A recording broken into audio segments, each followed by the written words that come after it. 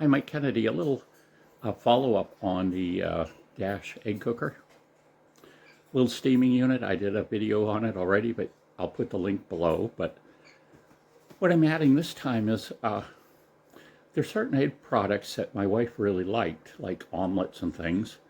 And because of her dysphagia, she couldn't eat them anymore. And what's dysphagia? It's a swallowing disorder.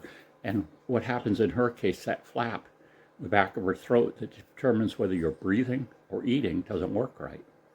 So the big problem is, of course, you can get food in your windpipe, causing you to gag, and it could mean that food actually gets down into your lungs and create food pneumonia.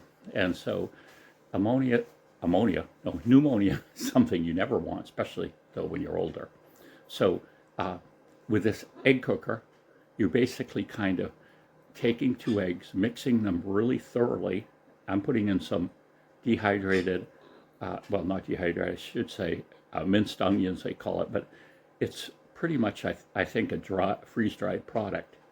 And it's available even at stores like the dollar type stores where you can get it, and other stores. And that doesn't seem to create a texture problem. So you put these couple eggs in with the onions in this case, and it takes about 12 minutes to cook. And then you've got an omelet, which appears that my wife has no trouble eating right now. So that's a big plus. I would say that you should contact your doctor first. And, if you have really dramatic problems with it, you probably won't want to do any experimentation without talking to your doctor first.